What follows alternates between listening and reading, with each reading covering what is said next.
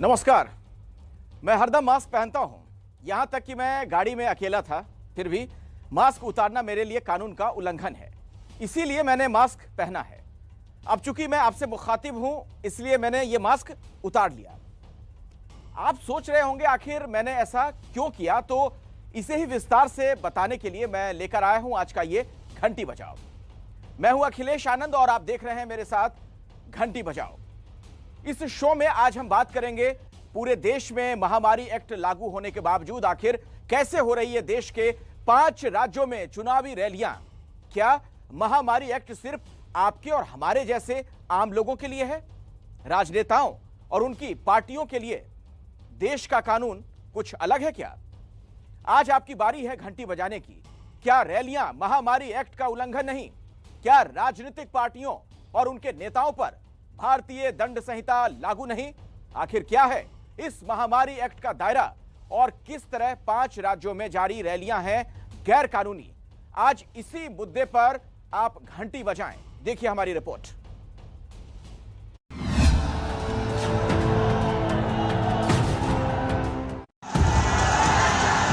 जय जय श्री राम।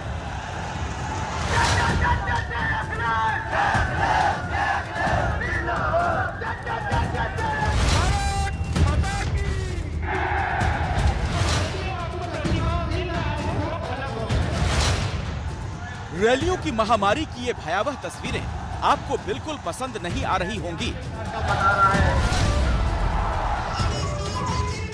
इसीलिए हमने इनका कम इस्तेमाल करने की कोशिश की है, क्योंकि हम महामारी के खिलाफ बने कानून को किस कदर नजरअंदाज किया जा रहा है इसे दिखाना चाहते हैं। इसलिए हम पूरा कानूनी पहलू आपके सामने रख रहे हैं। इसलिए आप भीड़ भाड़ वाली इन रैलियों की घंटी बजाते रहिए।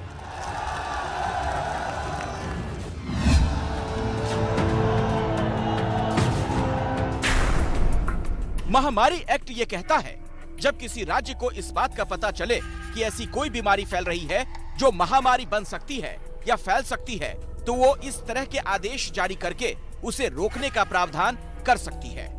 इसके लिए वो ऐसे आदेश जारी कर सकती है जिससे कि महामारी की रोकथाम हो सके।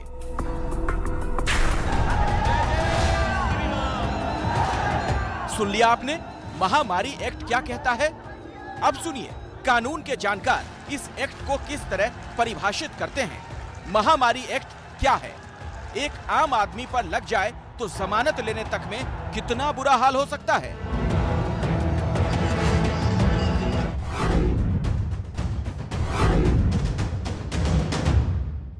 महामारी होने की सूरत में हर एक राज्य के पास, केंद्र के पास और जो डिस्ट्रिक्ट अथॉरिटीज हैं उनके पास ये अथॉरिटी होती है कि वो एक स्पेशल लॉ के तहत, जो डिजास्टर मैनेजमेंट एक्ट है उसके तहत और भी कड़े नियम और कानून लागू कर सके, जिससे महामारी को नियंत्रित किया जा सके, उसे फैलने से रोका जा सके और साथ ही साथ जो इसके पीड़ित हैं उनको मुआवजा दिया जा सके। जय जय श्री राम। अब सवाल है, महामारी एक्ट के तहत क्या सिर्फ निजी समारोह या जलसे ही आते हैं, या सरकारी कार्यक्रमों और राजनीतिक जलसों जैसे कि रैलियां, रोड शो वगैरह पर भी लागू होता है?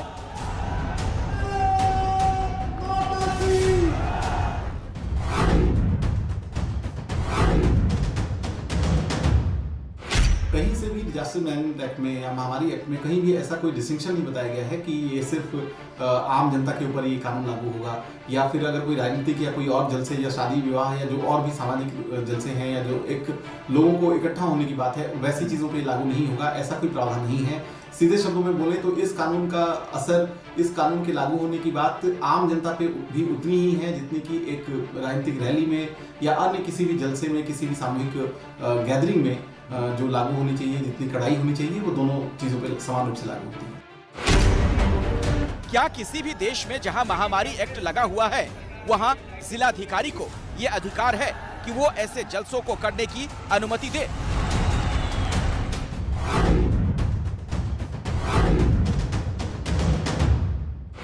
एक्ट के अंतर्गत आप डिस्ट्रिक्ट लेवल पे, स्टेट लेवल पे या नेशनल लेवल पे अलग अलग गाइडलाइंस या ऑर्डर्स पास कर सकते हैं। अथॉरिटीज को ये ऑथराइज किया गया है कि वो अलग अलग जिस जगह पे ज़्यादा, जिस जैसे हमने कोरोना में देखा था, सबसे बड़ा एग्जाम्पल है कुछ एरिया जहाँ पे ज़्यादा फैलने की गुंजाइश थी उसे रेड जोन बना दिया गया था और वहाँ पे ज़्यादा कड़े प्रावधान लगाए गए थे।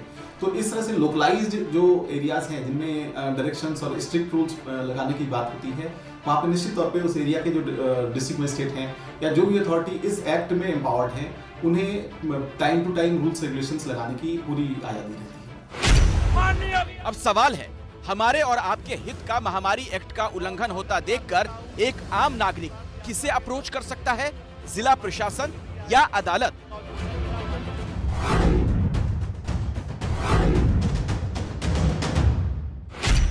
बी जो ये कहता है कि अगर किसी आम आदमी को लगता है कि किसी ने गलती की है और महामारी फैलने में वो आगे बढ़ा रहा है उसको, तो निश्चित तौर पे वो पहले कंप्लेंट फाइल करेगा अथॉरिटीज के पास और 30 दिनों तक अगर अथॉरिटीज ने उस पर कोई कार्रवाई नहीं की तो वो सुप्रीम कोर्ट या हाई कोर्ट में या जो कंसर्न कोर्ट है उसमें अपनी कंप्लेंट दे सकता है। महामारी एक्ट के तहत जिला प्रशासन, राज्य प्रशासन और केंद्र प्रशासन के अधिकार और कर्तव्य क्या हैं?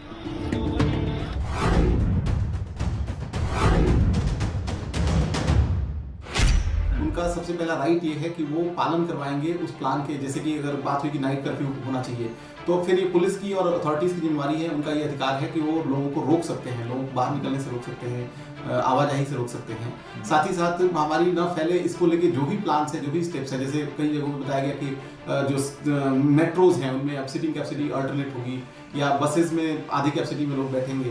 तो ये जो अलग अलग प्लान बनाए जाते हैं इनको लागू कराने का पूरा अधिकार एक इस एक्ट के अंतर्गत जो अधिकारी होते हैं उनके पास ये अधिकार होता है और उन्हें रोक नहीं सकते। अगर आप रोकेंगे तो आपके खिलाफ सजा का भी प्रावधान है।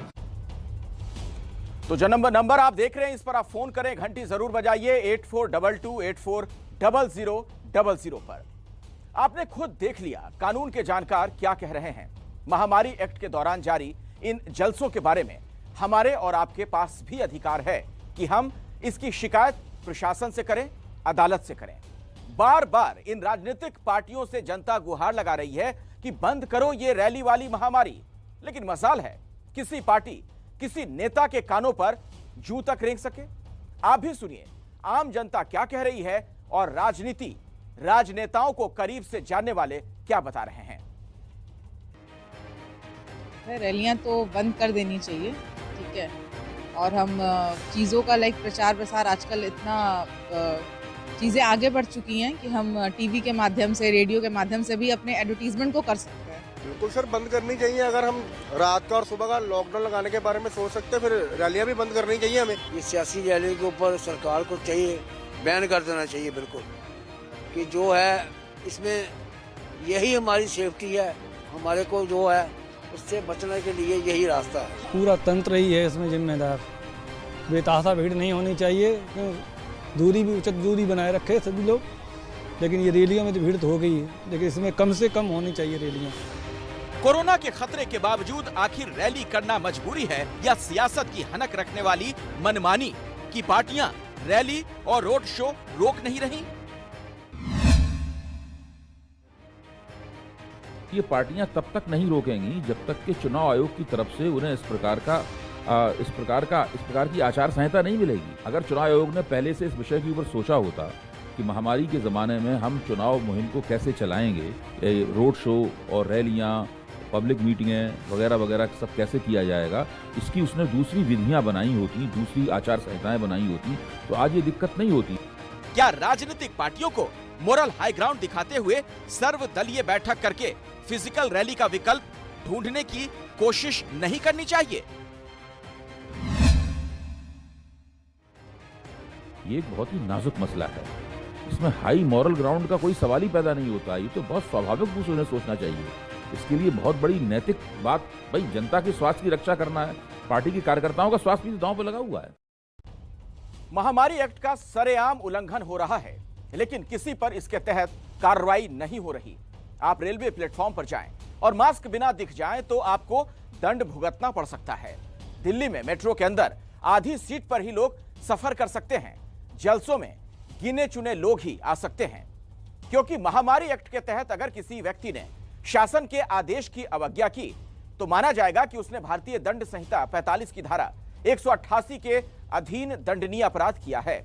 और इसके लिए सजा क्या है यह भी आपको दिखा देते हैं ग्राफिक्स के माध्यम से।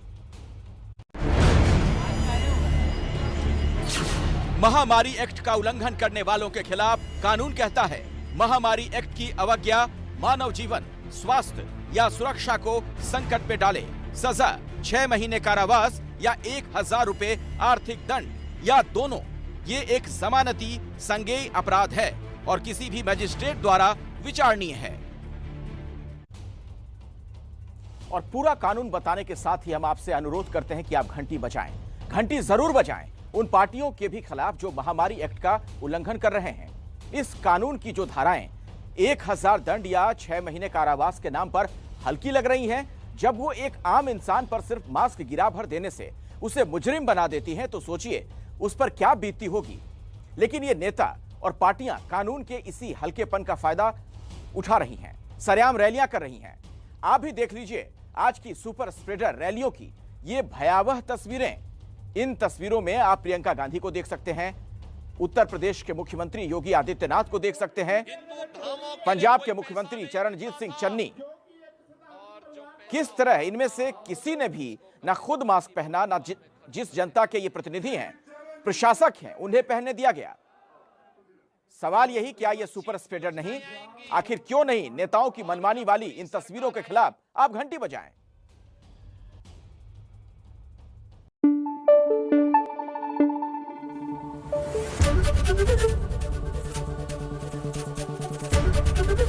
एबीपी न्यूज आपको रखे आगे।